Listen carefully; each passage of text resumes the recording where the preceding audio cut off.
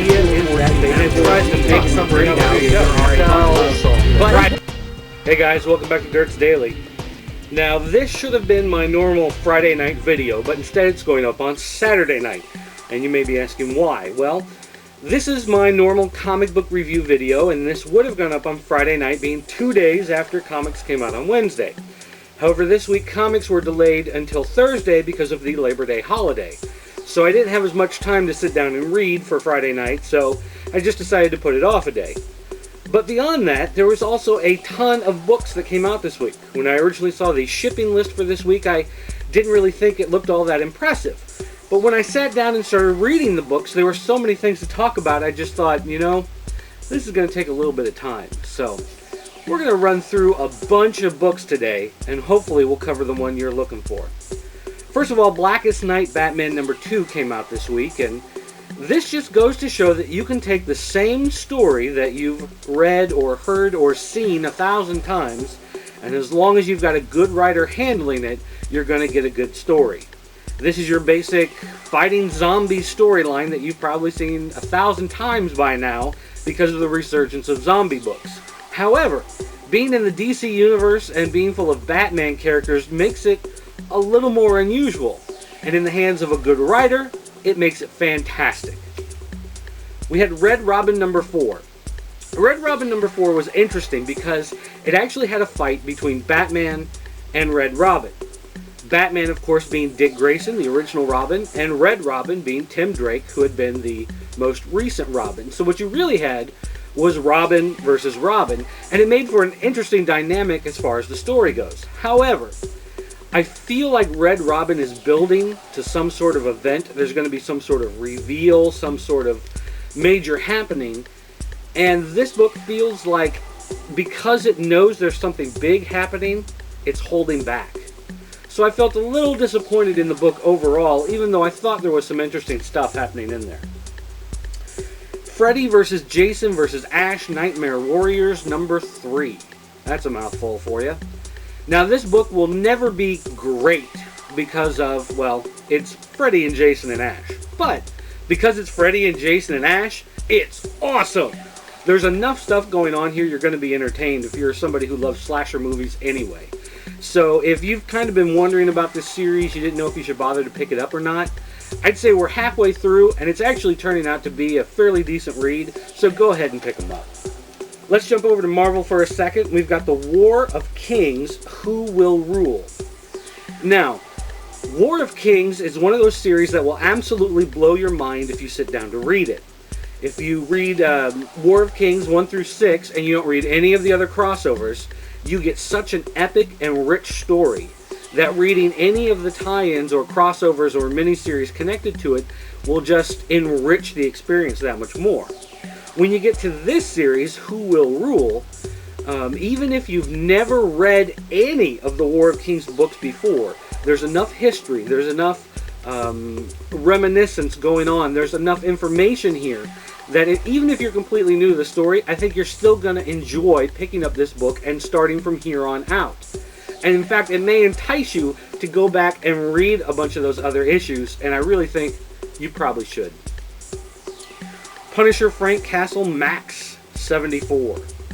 Now, if you haven't been reading this Punisher series at all and you pick up this issue, you're going to hate it. You're going to be lost. It's not going to make any sense. However, if you've been reading it for the past several months, you're going to know that this has been a pretty fun story. This is Frank Castle meets, I don't know, the Texas Chainsaw Massacre family.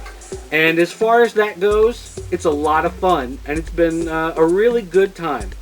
And I have to say that while it may not be, well, I don't know how to put it, it may not feel like a top caliber story because you're dealing with these B-movie type villains, it's a refreshing change from the same old mobster, gangster, used to be a supervillain, goofy guy, now he's a killer that we see a lot in Punisher stories, especially over the last 10 years. This feels like a pretty good breath of fresh air, and it's been a very enjoyable read. Adventure Comics #2. I liked the story in general. I kind of like the premise of it, Superboy getting back in touch with those he's left behind, most notably Wonder Girl. Here's the problem though. This is Adventure Comics number 2, and what we got was basically Smallville in a comic book. If you like Smallville, you like teen dramas, you're into that whole, I don't know, maybe you're into Twilight and whatever, then you may enjoy this book because of the high school romance thing going on here. But this is Adventure Comics, not working for me. Dark Avengers, Uncanny X-Men, Exodus. Now, when they started doing this crossover, I couldn't help but feel like, I don't know why. Like, is there really any point to this? As it turns out, yes. Yes, there is. While the story itself maybe was not as good as it should have been, I think it really does a good job of setting up where the Dark Avengers and where the Uncanny X-Men are going to go. I feel like there's enough happening in this story that the story itself is important, even if the storytelling may have been lacking in a few points. Dark Reign, The List, Avengers. Here's the problem. Why did this need to be a standalone book? This very easily could have been the latest issue of New Avengers, maybe even Dark Avengers. It actually follows pretty well with Exodus, and if you're going to read both, read Exodus first, then read this one. But it really feels like they're just trying to milk you out of another $4, and while it may be a decent story, I really hate the idea that they pushed it into its own title just to get some more money out of your pocket. Marvel Zombies, The Return, number 2, Iron Man. I'm not sure if that's the complete, full, exact title or not, but I wasn't really that sold on last week's issue, and I have to admit this week's issue doesn't really sell me a whole lot either. The artwork is really kind of goofy for the story, and it may have actually fit better with last week's story. But in general, this story being set in the parallel universe during the time of Tony Stark being a complete raving lunatic drunk, it's interesting to see how the zombies take over during that time period, but it's really not amusing. It's not really that entertaining. It just feels more like one of those random what-if issues that came along after the series had been around for a long time, where you begin to think, I've read this story a couple times before. And if you've read any of the other Marvel Zombies books, you really don't need to read this one for any reason. Finally, the Marvel's Project number 2. I adore Marvel's Project. It's really an encyclopedia of nerd for the Marvel Universe. If you know anything about the classic books that came out in the Timely era, then you're going to love all the little in-jokes and instances and references and everything else that's going on here pointing back to that era. And if you're someone who's kind of hungry to learn about that stuff, you're going to love this series too. But on top of that, it's so well written and so well illustrated that you just can't help but think that this is a 5-star top-notch series from front to back. In fact, I can't really think of a single complaint about this series so far, except maybe that if you're just a guy who picks up Wolverine and Punisher every month, you're really not going to get anything out of this. One last final note. I want to throw a little bit of a shout out there to Freddie Williams. Actually, Freddie E. Williams II. I don't want to mess up your name, but he just put out this week this book from DC about doing all your comic book work digitally on the computer. Now, you can choose to do it all on the computer, or he shows you methods of mixing pencil work with the computer, or starting on the computer and going to inks and whatever.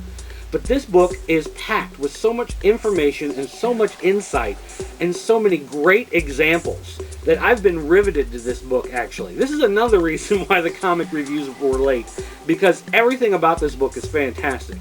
There's so much he shows you in here, so many tricks and so many tips and so many great little stories about how he's working with a digital comics workflow, that even if you're not an artist necessarily, but you're just a geek who loves computers and technology, you probably still want to check it out just to see how computers are changing the world of comics.